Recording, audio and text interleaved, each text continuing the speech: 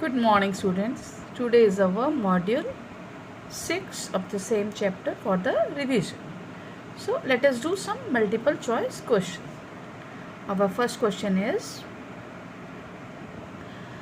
dash mirror produces virtual image for of same size of that object.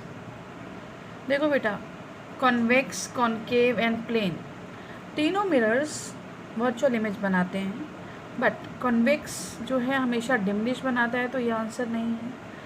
Concave जो है वो enlarge बनाता है, तो ये आंसर भी नहीं है, क्योंकि हमें सेम साइज चाहिए, तो answer is plane. Next question is using the mirror formula find the focal length if u is negative 30 and v is negative 60. See students, mirror formula is 1 by f is equal to 1 by v plus 1 by u. This is our mirror formula. and u हमें negative 30 दिया है and v हमें negative 60 दिया है, तो हम values put करते हैं इसमें। तो 1 by f, जब v की वैल्यू नेगेटिव 60 पुट करेंगे तो negative 1 by 60 and u is negative 30, तो नेगेटिव 1 by 30। अब इधर हम एलसीएम ले लेते हैं, एलसीएम आ जाएगा 60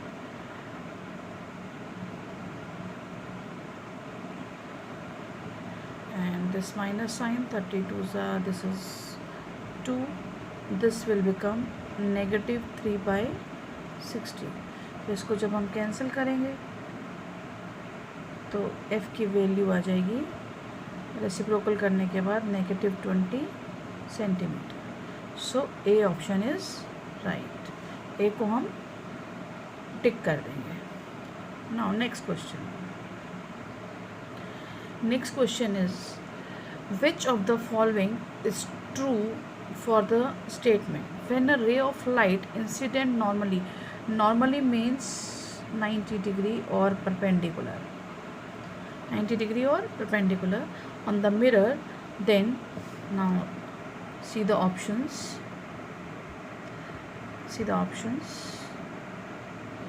angle of reflection is equal to 90, angle of incidence is equal to 90।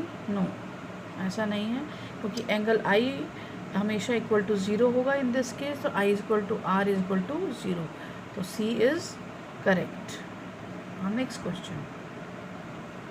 Next question is what is the angle between incident ray and reflected ray in the below diagram. See the diagram here this angle is given 40 degree. We know this normal line is at 90 degree, so angle I is equal to 90 minus 40, that is equal to 50 degree, and angle I is equal to angle R, तो angle R भी हमारा 50 degree हो जाएगा, और incident ray और reflected ray के बीच में जो एंगल है वो है angle I plus angle R, तो 50 plus 50 is 100 degree. So A option is correct. Now next question. Dash has no unit. Focal length, no, it has a unit, meter. Power, diopter. Image height, that is again meter. Refractive index, yes, refractive index does not have any unit, so D option is right. Now the question is study the diagrams given below carefully and answer the following in the question and write A B C D E। ये diagrams को हमने number दिए हुए हैं A B C D E, तो हमें उसके accordingly answer करना है। Now diagrams are figure A is a plane mirror, B is concave, C is convex and this is a convex lens, this is a concave lens। तो अब इस figure में which of the above figure is a convex mirror, तो हम देखेंगे ऊपर क्या कौन सा कॉन्वेक्स मिरर है, इट इज़ सी, तो हम यहाँ पे लिख देंगे सी। अब which above the mirror ABC always produces erect and equal size of the equal size of image as of the object. तो ये हमारा प्लेन मिरर है। प्लेन मिरर कौन से नंबर पे है, देखिए plane mirror figure A, this is A, for this answer is A. Now next question, which of the above can produce real as well as virtual image both. Real और virtual image किस किस में बनती है, concave mirror में दोनों बनती हैं एंड कॉन्वेक्स लेंस में बनती है। तो see the diagram number, it is concave is B, concave mirror is B and convex lens is D. तो वी विल राइट हियर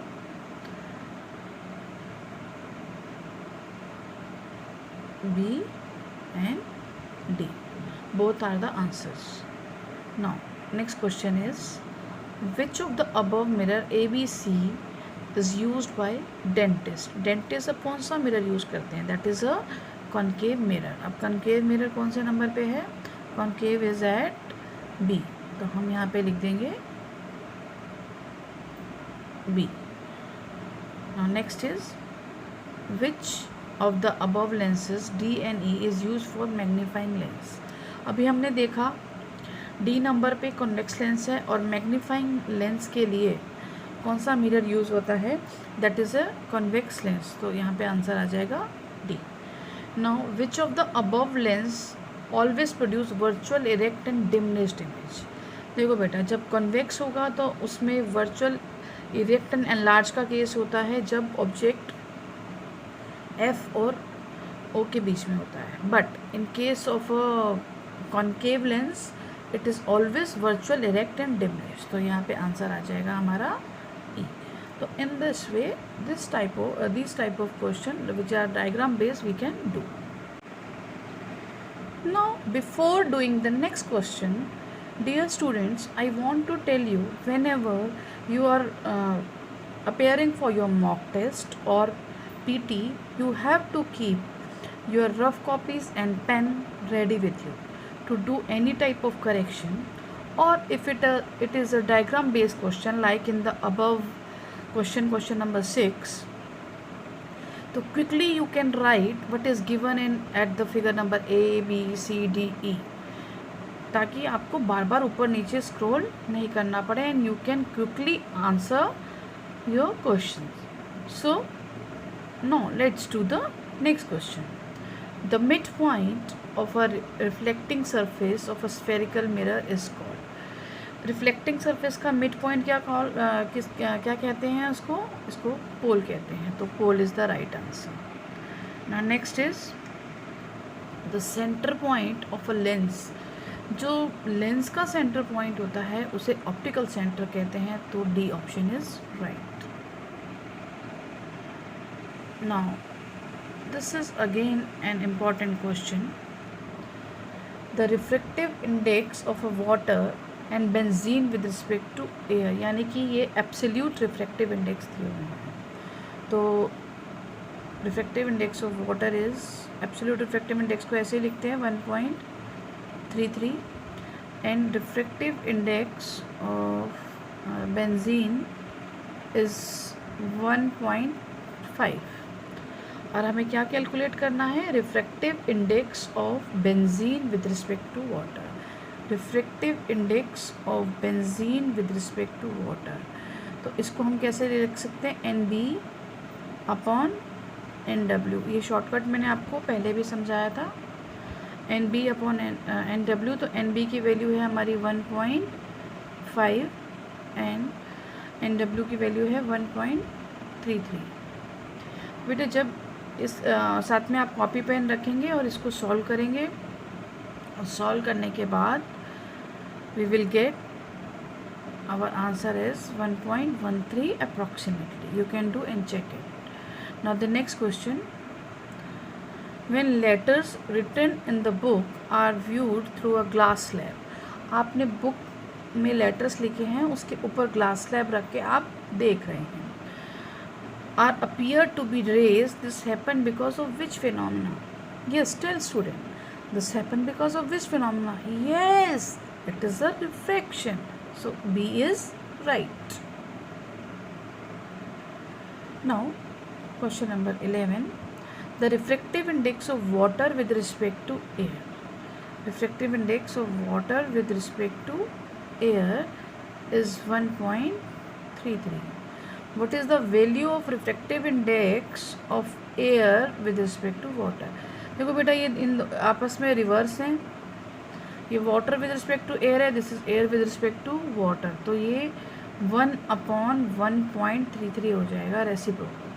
देखो बेटा अब इस क्वेश्चन में हिंट कैसे लगेगा आपको.